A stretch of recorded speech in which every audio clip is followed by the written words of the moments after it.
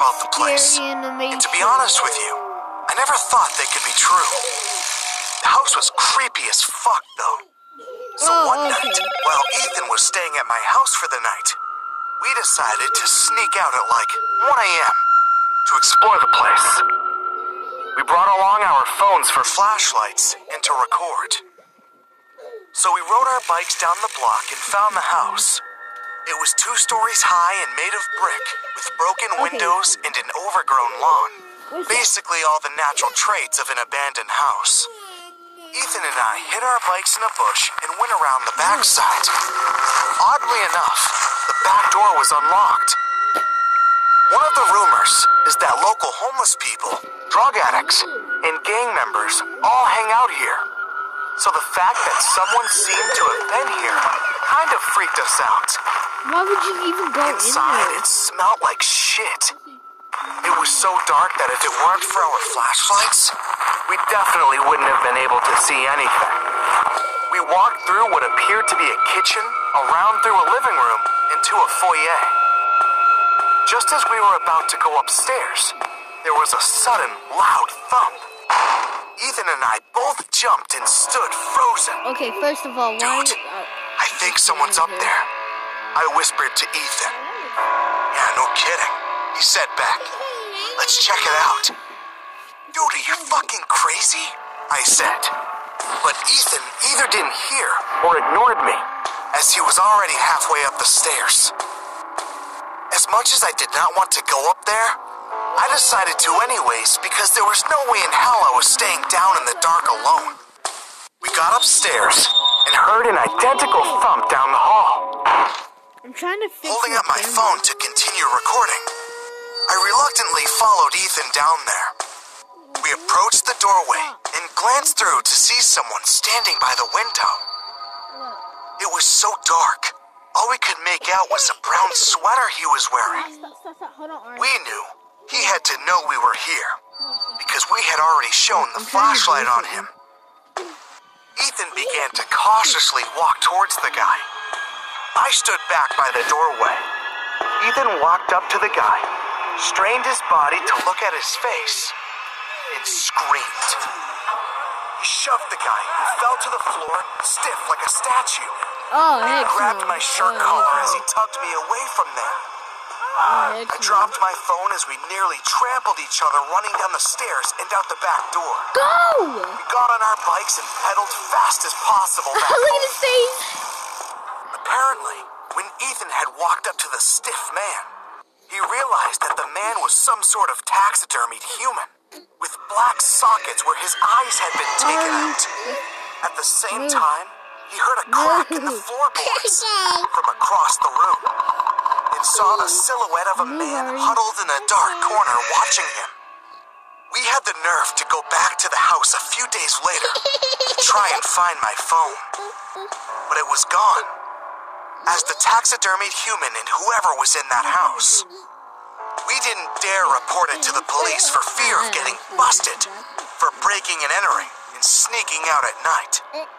I know, I guess that sounds stupid now.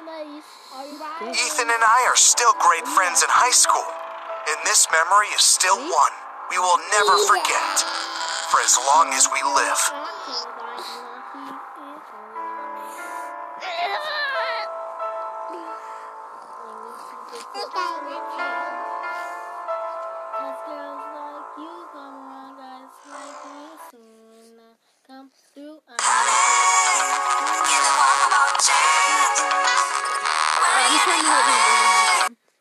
Look myself up again. I already did. It's right here. It's right here. It's right here. It's right here.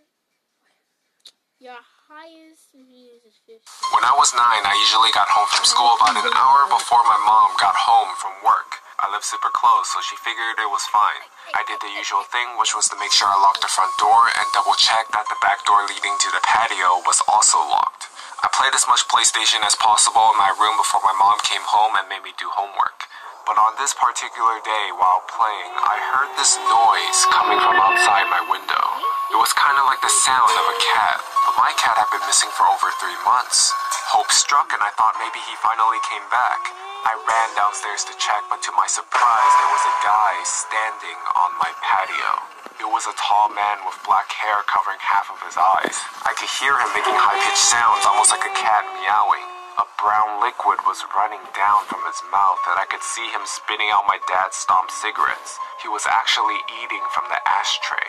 I screamed so loud that the man must have heard it. He didn't react. He just kept on eating from the ashtray.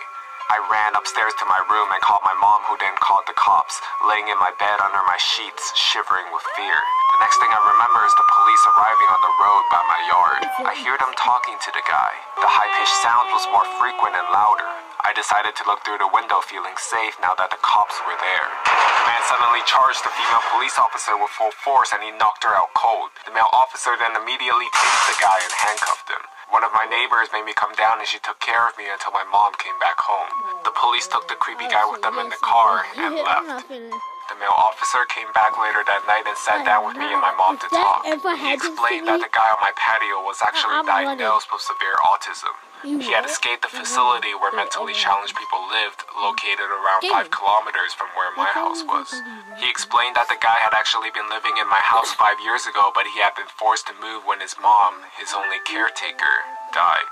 The poor guy probably thought he would find his mom in this house. He missed the routines and he missed living there with his mom. The police had to move him from the house that time 5 years ago. This was the reason he reacted the way he did when the police came that day. Still frightened, I told the police officer that he needed to make sure that this would never happen again, and he promised it wouldn't. After a few sleepless nights, my life got back to normal. The years went by and the guy didn't come back. At this time, my mom and dad had moved out. I bought the house from them and I'm still living here till this day. I was enjoying my morning coffee on the patio when I see this random guy stopping on the road by my fence. He just stands there, looking at me. I look at him and give him a nod, and then I hear the high-pitched noises. His hair had turned gray, but the high-pitched sounds made me realize. My heart started racing, and I instantly remembered the reason why he was back. I realized that he must have managed to escape again. 16 years later, and he was back to look for his mom. I decided to carefully ask him if he wanted to come down to the patio. He instantly jumped the fence, and I started to think he would help me out like he did to that police officer. But he didn't. He looked at me and smiled. We went inside, and his face lit up with pure joy. He was home. It reminded him of the life he had with his mom. All of a sudden, he sat down on my No. We went in the TV and switched directly to the cartoons. I just wanted to enjoy the moment, so I didn't say anything to him. But I realized I had to call the facility to let them know. The caretakers arrived 10 minutes later. After a lot of convincing, he got back up, and they went back to the facility. Okay, I'm pausing the video because I need her. Oh yeah, watch out! You wanna fight? 2 days later, I caught them again, and we made a deal. His name is Tom, and I now consider Tom my friend. Every Sunday from the day he returned, Tom and his caretakers visit me to watch cartoons. They say it's the highlight of his week. For several years, I was very afraid of the guy on my patio eating from the ashtray. But now my thoughts are, Tom, let's meet every Sunday to watch cartoons together. If you guys enjoyed this video, then please give it a thumbs up and share it.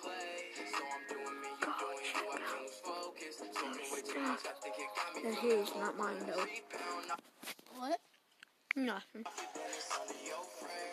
You already know that I got the new friend. We're stopping it right here. See you later.